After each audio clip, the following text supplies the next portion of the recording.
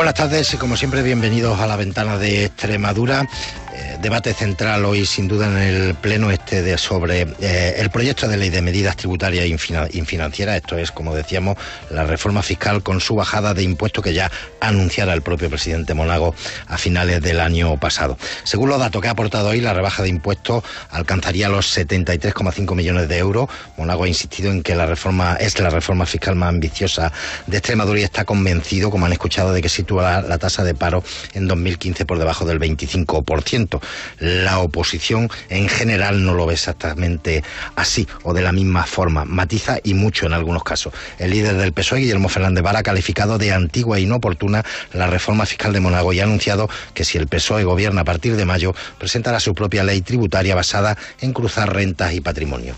Nosotros éramos fiscalmente un poquito más originales. En esos 30 años de los que usted habla, buscábamos a ver cómo podíamos hacer que pagaran más de verdad los que tienen. Y le pusimos un impuesto a los bancos, a los solares sin edificar, a la transmisión de energía eléctrica. Y usted trae aquí una reforma fiscal exclusivamente basada en cómo pagan impuestos los ciudadanos. Bueno, pues por su parte el coordinador de Izquierda Unida en la región y su portavoz parlamentario también, Pedro Escobar, no cree que sea la reforma idónea, ya que ha defendido que los 114 millones de euros que supone la rebaja fiscal de Monago, a la que hay que sumar la del Gobierno central, debería estar en manos de la Administración para que ésta los distribuya en base al interés general. Queremos que la Administración autonómica disponga de esos 114 millones y que los destine.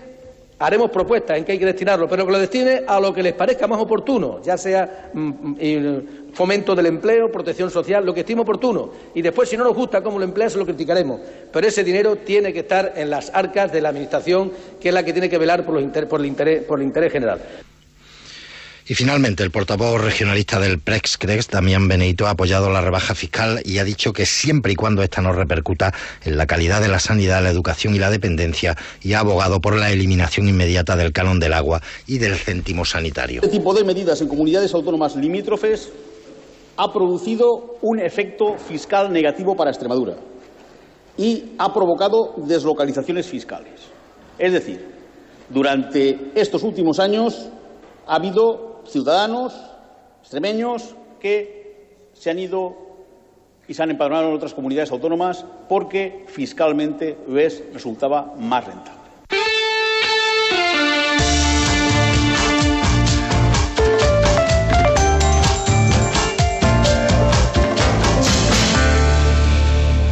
Pues como hemos dicho en portada, tras el debate de esta mañana no había enmienda a la totalidad, por lo tanto no se ha tenido que votar este proyecto de ley. Sigue su trámite parlamentario y, como han escuchado también a los portavoces, tiempo habrá en las próximas semanas, en los próximos meses, hasta marzo probablemente, para debatir, llevar a pleno de nuevo esta ley de medidas tributarias y financieras y aprobarlo en su caso. Tiempo ahora en la ventana también, como venimos haciendo desde finales del año pasado y desde principio de para el balance en la política, balance y perspectiva, balance 2014, perspectiva 2015. Hoy turno para Podemos, nos acompaña, estaba escuchando atentamente lo que ha dado de sí a trazo grueso el debate de esta mañana sobre la reforma fiscal para este año, para 2015 en Extremadura, Jorge Fondón, que es miembro del Consejo Ciudadano del Círculo de Podemos en Mérida. Jorge, muy buenas tardes. Muy buenas tardes. Bienvenido a la ventana de Extremadura. Te voy a escuchar atentamente, sin duda, no sé cuál es, y lo vamos a conocer ahora, por dónde va el análisis que se hace desde Podemos de la situación, sin duda, socioeconómica de la región, que viene polarizando pues en los últimos años y en concreto en este tramo final de legislatura. El debate político en la región pasa por ahí, evidentemente, entiendo, en el análisis de Podemos. ¿Cómo calificáis esta situación socioeconómica? Calificamos esta situación fundamentalmente se han tomado medidas políticas que por un lado han resultado socialmente dramáticas, no han servido para mejorar la vida de nadie, pero además han sido económicamente ineficientes. Ha conseguido generar una economía que es incapaz de desarrollarse, incapaz de prosperar, incapaz de generar un empleo seguro que active el consumo y que por ende, ya digo, active la demanda de las familias, de los hogares, y las empresas, las pymes y los autónomos puedan ponerse a trabajar y a crear empleo, quienes son el 80% del empleo de este país. Así que el balance de 2014 es, sin duda, como mínimo, negativo. Yo creo que marcado por la continuidad con el 2013 y con el 2012 en una gestión muy concreta que se está haciendo de la crisis, haciendo pagar a unas mayorías sociales que no tienen culpa las fiestas ajenas y las deudas ajenas. Y en términos políticos, Jorge, desde luego la irrupción, cuando la ciudadanía empieza a visualizar la emergencia, por decirlo así, de Podemos a nivel nacional y también a nivel autonómico, es cuando se conocen los resultados de las pasadas elecciones europeas, que aquí irrumpí, os colocáis como la quinta fuerza política a una distancia, diría yo, que no larga, tanto de UPyD, la cuarta fuerza política, y incluso de Izquierda Unida, tercera fuerza política. Desde entonces hasta ahora, trabajo de organización, porque prácticamente fue el arrastre de oficio aquí en Extremadura. No había apenas estructura, no había apenas círculo. Desde la primavera pasada hasta ahora, ¿cómo puedes calificar en el momento actual de Podemos? Como un momento muy acelerado, en ese aspecto similar o paralelo al proceso acelerado de descomposición que sufre el régimen tanto en Extremadura como en el resto de España, marcado por la caída de los dos grandes partidos y de los que se situaban al margen de no sé quién, y marcado, ya digo, paralelo por la estrepitosa rapidez con la que estamos conformando nuestra organización, tanto a nivel municipal como a nivel extremeño, como anteriormente a nivel estatal, ritmos muy acelerados. Por eso, y tú hacías mención a las encuestas que salieron, a los resultados, del 25 de mayo, las encuestas ahora mismo nos sitúan como tercera fuerza, con unos 9-10 diputados autonómicos aquí en Extremadura. ¿Os lo creéis?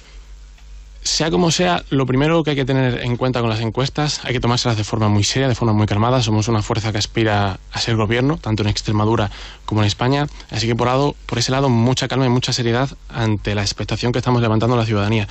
Por otro lado, yo creo que las encuestas dicen una cosa muy clara, que es que se ha caído el bipartidismo y por ende se abre un ciclo político de cambio en nuestro país que puede ser aprovechado por las mayorías sociales para recuperar lo que les ha arrebatado una minoría privilegiada que en definitiva vive del trabajo de los demás, para recuperar sus instituciones, recuperar la capacidad de participación y la capacidad de decidir sobre las cuestiones fundamentales de este país. Yo creo que la ciudadanía, y esto ocurre, y se ve en las encuestas, porque la ciudadanía está harta de que no haya para sanidad, no haya para educación, no haya para el transporte escolar en las zonas rurales de Extremadura, no haya para los centros sanitarios, 21 centros sanitarios cerrados, no haya para 600 empleados que faltan de la sanidad, no haya para tener un ratio decente de alumnos en clase, pero sí haya para palacios de congresos. A veces miramos a Castellón, vemos el aeropuerto que no tiene aviones, pero aquí tenemos palacios de congresos que no tienen congresos, y eso es un derroche, y eso es solo un ejemplo de las políticas, del tipo de políticas que se están haciendo en nuestra región.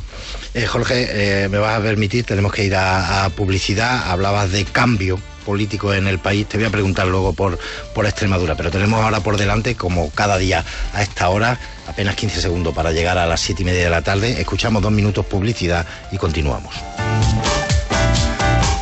7 de la tarde, casi 33 minutos, seguimos en compañía de Jorge Fondón, que es miembro del Consejo Ciudadano del Círculo de Podemos en Mérida, analizando con él, haciendo balance 2014, perspectiva de 2015, estábamos prácticamente ya más instalados en las perspectivas de 2015, Jorge.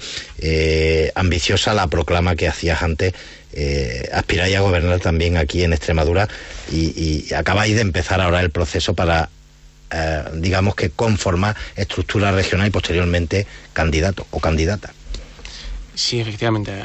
En breves días comenzamos un proceso que cierra el día 14 con la proclamación de los candidatos más votados, donde elegiremos un órgano regional que no será en ningún caso, no tendrá por qué ser, la lista, la candidatura a la Junta. En Podemos sabemos que cada uno tiene un lugar muy específico que ocupar y no vamos a cometer el pecado de otros partidos de, ya que tú eres secretario general, luego vas a ir de candidato a la Junta sí o sí porque tienes el poder dentro del partido. No, en Podemos lo va a elegir la gente y, como digo, acabamos ese proceso de órganos autonómicos el día 14 de febrero. Respecto a lo primero que me comentabas, claro que salimos a ganar, pero salimos a ganar porque tenemos esa responsabilidad. Porque si no, los 180.000 parados, si hacemos las cuentas bien en Extremadura, van a seguir siendo el 50% de ellos pobres absolutos, porque no cobran absolutamente nada. Va a haber 70.000 familias, madres, padres e hijos, que van a tener que seguir acudiendo a los bancos de alimentos para mal comer. Creemos que la situación en Extremadura es de emergencia social. No en vano somos la segunda región a nivel europeo en desnutrición infantil. Yo creo que los niños tienen poca culpa de lo que hayan hecho los adultos, independientemente de qué adultos hayan sido. Y son quienes lo están pagando. El otro día una compañera del grupo de educación nos comentaba que ya es profesora y que a su clase llegan alumnos que no han podido desayunar esa mañana. Eso nos parece que hay que remediarlo. Y nos parece que tal y como se están comportando las fuerzas políticas de nuestra región, es muy complicado que lo quieran resolver, porque están, ya digo, más metidas en clave de defensa de unos intereses concretos que son de una minoría, que no representan en absoluto a los extremeños y extremeñas, y por otro lado en cálculos electorales de ¿por qué llega ahora? ¿Por qué se abría este informativo con la cuestión de los impuestos, con la reforma fiscal del señor Monago? ¿Por qué ahora y no hace 3 años? Si considera que Extremadura tiene un problema de presión fiscal, ¿por qué no lo ha hecho antes? ¿Por qué lo hace ahora? Ese es el gobierno de Monago, un spot publicitario continuo. Así que por supuesto que salimos a gobernar esta región, y las encuestas cada vez nos dan más posibilidades, aunque ya digo, nos la tomamos con mucha seriedad y con mucha calma.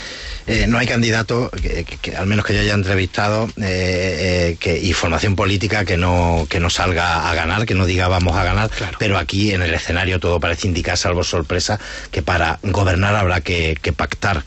¿Cómo os planteáis desde Extremadura, en Podemos, o en tu opinión, en este caso como miembro del Consejo Ciudadano, aquí en Mérida, descartáis de antemano algún tipo de pacto o estáis abiertos a cualquier opción? No descartamos nada. Creo que voy a dar una respuesta que va a sorprender mucho a nuestros oyentes, a ti, a vuestros oyentes. Podemos no se cierra a pactar absolutamente con nadie. ¿Por qué? Porque no vamos a pactar... Ni con PP, ni con Izquierda Unida, ni con el PSOE. No. Aquí en Extremadura. Ni en ningún sitio del Estado. Aquí en Extremadura, en ningún sitio del Estado. ¿Problema que ocurre para eso? Que vamos a pactar para hacer exactamente lo contrario de lo que se está haciendo. Nosotros no vamos a pactar para tener una cota de poder más alta de la que nos han dado las elecciones. No vamos a pactar porque nos interesa gobernar. Nos interesa gobernar porque queremos hacer una cosa muy concreta, que es un giro de 180 grados en las políticas que están haciendo, en las políticas económicas, en las políticas sociales.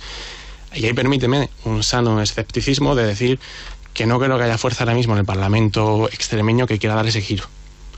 Ojalá consigan, me hagan equivocarme. Ojalá me demuestre que parecería, claro, Jorge, que es un pronunciamiento retórico, el estar abierto a todo. Estamos abiertos a todo porque estamos dispuestos a hablar con quien sea y practicar, y no a practicar a ninguno de los vicios que han caracterizado a los partidos políticos en estos años, que es el sectarismo de siglas. Nos da exactamente igual quién cambie este país, pero hay que cambiarlo. Hay que dar un giro de 180 grados, y para eso da igual quién se venga. Podemos cabe todo el mundo, y lo sabéis, viene gente que tiene pasados casi inconfesables, del Partido Popular, de directivas incluso de algunos sitios que sorprenderían, del PSOE.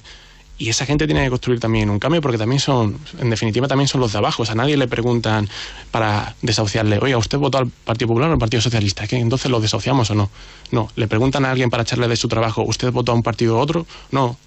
Entonces, la división no va a ser de partido, va a ser de los de abajo y los de arriba. Y los partidos que quieran defender a la gente normal de este país, a la gente que madruga para trabajar, para buscar trabajo, para estudiar, pues encontrará seguro un encuentro aunque valga la redundancia, en las medidas que plantee Podemos. Uh-huh. Ahora, insisto, el sano escepticismo de creer que ahora mismo no hay ninguna fuerza en ese Parlamento que quiera hacer esto. Uh-huh. La lógica diría que hablar con Izquierda Unida sería más fácil aquí en Extremadura. ¿Habéis tenido algún tipo de contacto con la dirección de Izquierda Unida? No, absolutamente ningún tipo de contacto, como con el resto de formaciones políticas. Yo discrepo de aquellos que se consideran, digamos, no sé cómo expresar. Yo discrepo de que tengamos, digamos, mayor cercanía con algún tipo de formación política concreta. Yo creo que en Extremadura al menos, y reservo la independencia de los demás Podemos de otras regiones, en Extremadura en concreto se ha demostrado que lamentablemente Izquierda Unida me parece que se ha olvidado de los suyos. Me parece que se ha olvidado de quiénes son los suyos. Cuando tiene un diputado que una caja rural, que se supone que es una caja que debería dar crédito a las pymes, a los autónomos, pero no lo hace, pero le da crédito al señor Nogales, y el señor Nogales se olvida de pagarlo y la caja se olvida de pedírselo, creo que en esa situación, y dado el apoyo que ha dado explícito y en la práctica Izquierda Unida al gobierno del Partido Popular, me parece que tristemente pues, no vamos a tener mucho que hablar, o digamos, no partimos con mayor ventaja que con otras formaciones como el Partido Popular o el Partido Socialista. Insisto que por desgracia, y en Extremadura. Uh-huh. De cara ya a ese nuevo proceso regional, ya para finalizar, muy sintético, nos quedan poco más de un minuto, poco menos, perdón, de un minuto. La elección de candidato o candidata, ¿apostarías por alguien ahora mismo de entre los nombres conocidos en los círculos? Yo no apostaría... 15 segundos. No apostaría por nadie porque creo que hay un equipo muy válido en el que hay un montón de extremeños y extremeñas que valen mucho la pena, que tienen mucha capacidad, que son gente, a pesar de corriente, extraordinaria. Pues Jorge Fondón, miembro del Círculo del Consejo Ciudadano del Círculo de Podemos en Mérida, gracias por haber atendido nuestra invitación y muy buenas tardes. A vosotros, muy buenas tardes. Y a todos ustedes que tengan buena tarde, mejor noche y hasta mañana.